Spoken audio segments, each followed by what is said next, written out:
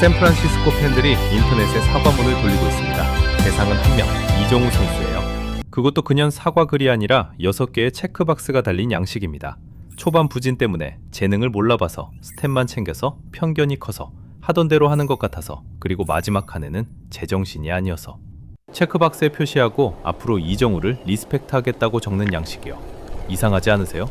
불과 2주 전만 해도 같은 팬들이 형편없는 선수, 실패한 영입이라고 욕했던 사람입니다. 이름을 욕설로 바꿔서 부르던 사람들이에요. 그런데 14일 만에 사과문 양식까지 돌리는 상황으로 바뀌었습니다. 무슨 일이 있었던 걸까요? 오늘은 4월 13일까지 일할 때 타율이었던 이정우가 4월 27일에 메이저리그 안타 1위가 되기까지 14일 동안 일어난 일을 데이터와 발언으로 풀어드리겠습니다. 먼저 그 절벽이 어느 정도였는지부터 짚고 가겠습니다. 이정우는 2026 시즌을 1번 타자 우익수로 시작했어요. 그런데 첫 13경기 성적이 42타수 6안타, 타율로 환산하면 1할 4푼 3리예요. 4월만 떼서 보면 더 심각합니다. 24타수 2안타, 0할 8푼 3리까지 떨어진 시기도 있었어요. 4월 8일에는 시즌 개막 후 처음으로 선발 라인업에서 빠졌습니다. 그날 시정 타율이 0.16이었어요. 4월 15일까지 누적 슬래시 라인은 타율 2할 0푼 7리, 출루율 2할 6푼 2리, 장타율 3할 4푼 5리. 메이저리그 주전 1번 타자가 가져갈 수 있는 숫자가 아닙니다. 이게 왜 중요하냐면요. 이정우는 단순히 부진한 선수가 아니라 6년 1억 1,300만 달러짜리 영입이거든요. 우리 돈으로 약 1,484억 원.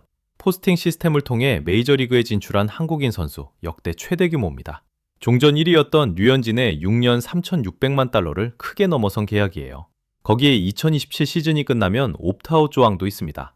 이런 계약을 안고 시즌 초반 1할 4푼을 치고 있으니 비판은 데이터를 따라 무게가 쌓일 수밖에 없어요.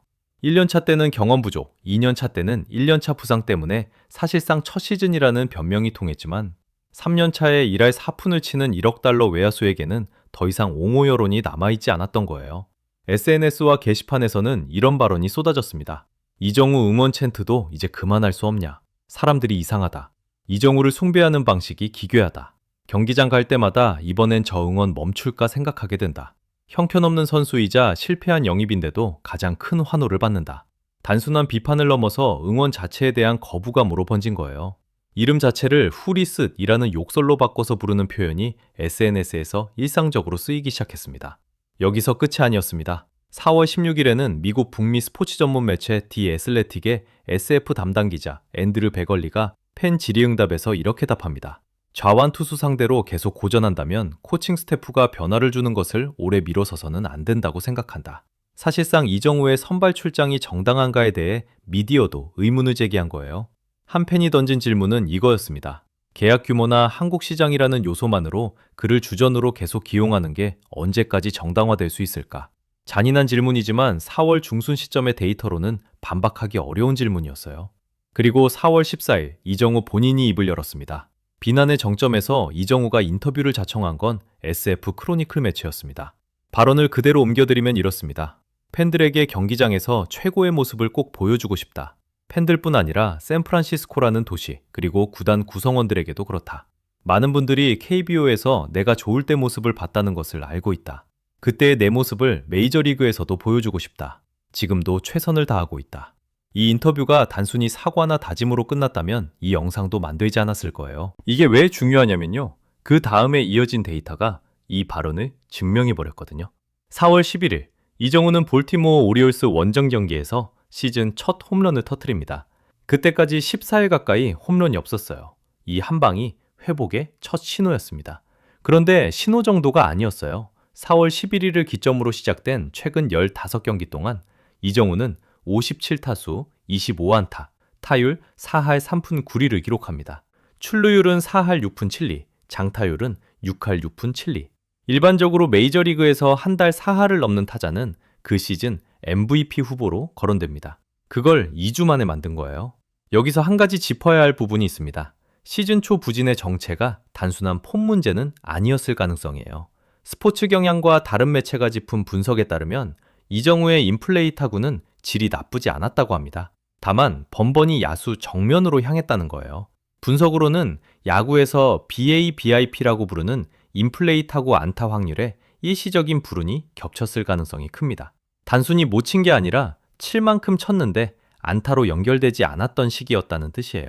그리고 그 운의 흐름이 4월 11일을 기점으로 정상화되기 시작한 겁니다. 본인이 인터뷰에서 지금도 최선을 다하고 있다고 한 말은 본인은 데이터 결을 알고 있었다는 신호였을 수 있어요. 여기서 한 가지 비교가 가능합니다. 4월 16일 디 애슬레틱이 부정적 분석을 내놓았던 그 시점에 이정우의 최근 경기들에는 이미 안타 행진이 시작되고 있었어요. 외부 시각이 데이터를 따라잡는 데에는 보통 일주일에서 열흘 정도가 걸립니다. 그 시차가 이번 14일의 반전을 더 극적으로 만든 이유 중 하나예요. 여기서 끝이 아니었습니다. 진짜 폭발은 그 다음에 시작됐어요. 4월 27일 한국 시간으로요. 샌프란시스코 오라클 파크에서 마이애미 말린스와의 홈 경기. 이정우의 라인업 위치가 이날 다시 1번 타자 우익수로 돌아왔습니다. 1번 타자로 나선 건 3월 29일 이후 처음이었어요. 시즌 초 부진으로 타순에서 밀려났던 이정우가 가장 부담이 큰 자리로 다시 돌아온 겁니다. 첫 타석 상대는 마이애미 선발 맥스 마이어.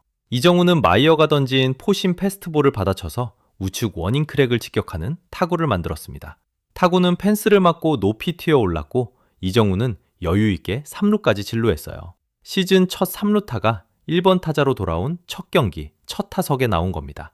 그날 최종 성적은 5타수 4안타 2득점, 팀은 6대3으로 승리했습니다. 이정우가 한 경기에서 안타 4개를 친 건 2024년 메이저리그 데뷔 후 통산 3번째였고 2026 시즌에는 처음이었어요. 27일 경기 전 시즌 타율 0.287이 끝나고 보니 0.313이 돼 있었습니다. 한 경기에 시즌 타율이 약 2푼 6리 점프한 거예요. 이게 단순히 한 경기 잘했다로 끝나는 이야기가 아닌 이유가 있어요. 같은 날 기준으로 이정우의 최근 15경기, 안타 25개는 메이저리그 30개 팀 모든 타자를 통틀어 1위였습니다. 단순히 1위가 아니라 다른 모든 슈퍼스타들을 제친 1위예요. 최근 7경기로 좁히면 슬래시 라인은 타율 5할, 출루율 5할 2푼, 장타율 7할 9푼 1위, 가속도가 붙고 있는 추세입니다. 4월 28일 기준 시즌 누적 성적은 타율 3할 1푼 3리, 출루율 3할 5푼 8리, 장타율 4할 7푼 5리, 2홈런 10타점, OPS 0.833, 내셔널리그 타격 톱10 진입. 비난의 한가운데에서 14일 만에 일어난 일입니다. 흥미로운 건 한 가지 더 있어요. 지난해 2025년 4월에는 호조였다가 5월부터 하락한 흐름이었거든요. 그런데 올해는 정반대입니다. 낮은 곳에서 높은 곳으로 올라가는 흐름. 분석으로는 상대 분석 속도보다 본인의 발전 속도가 더 빠르다는 신호일 가능성이 있습니다. 그리고 다음 날 사과문이 등장했습니다. 4월 27일 4안타 폭발이 끝난 다음 날 SNS에는 이정우에 대한 사과문 양식이라는 제목의 이미지가 돌기 시작했습니다. 양식의 본문은 단순합니다. 제 행동을 사과드리며 앞으로 이정우를 리스펙트하겠다. 그 위에 6개의 체크박스가 있어요. 비난의 이유를 시청자가 직접 표시하라는 거였습니다. 1번, 초반 부진 때문에 4월 13일까지의 일할 4푼 3리에 대한 자백이에요. 2번, 재능을 몰라봐서 KBO에서 이정우가 만들어온 7년 누적이 무시당했다는 뜻입니다. 3번, 스탯만 챙겨서 표면 수치만 본 평가에 대한 반성이에요. 4번, 편견이 커서 한국 시장 마케팅 영입이라는 프레임을 인정한 거고요. 5번, 하던 대로 하는 것 같아서 이정우가 변하지 않을 거라고 단정했던 시각에 대한 사과예요. 그리고 6번, 제정신이 아니어서 미국식 자조 유머가 마지막에 들어간 겁니다. 이 6개 항목을 한 줄로 줄이면 이렇습니다. 우리는 단기 표본만 보고 한 선수의 본질을 정의했다. 그게 메이저리그 팬덤이 28일에 자기 자신에게 한 진짜 사과예요. 오라클 파크에서는 27일 경기 도중 챈트가 되살아났습니다.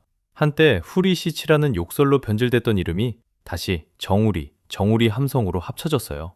그것도 이정우 혼자만의 부활이었다는 점이 주목할 만합니다. 다른 주축 타자들이 아직 본궤도에 오르지 못한 가운데 먼저 늪을 빠져나온 한 명이 라인업 전체를 끌어올린 셈이거든요. 단순히 한 선수가 잘했다는 이야기가 아니라 메이저리그라는 시장이 한 선수에게 신뢰를 무너뜨리는데 13경기가 걸렸고 그 신뢰를 다시 볼려 세우는데 15경기가 걸렸다는 이야기입니다. 그 중심에는 4월 14일의 본인 인터뷰 한마디와 그 말을 증명한 데이터가 있었어요. 정리해보면 이렇습니다. 메이저리그에서 가장 빠르게 신뢰를 무너뜨리는 것도 다시 회복하는 것도 결국 데이터입니다. 이정우의 14일은 그 사실을 한 번 더 증명한 사례였어요. 오늘 분석이 흥미로우셨다면 좋아요 한 번이 다음 분석에 힘이 됩니다. 이정우의 시즌이 어떻게 흘러갈지 데이터로 계속 추적하겠습니다. 구독하시면 다음 분석도 가장 먼저 보실 수 있어요. 야구를 숫자로 파헤치는 영상 계속 만들어 드리겠습니다.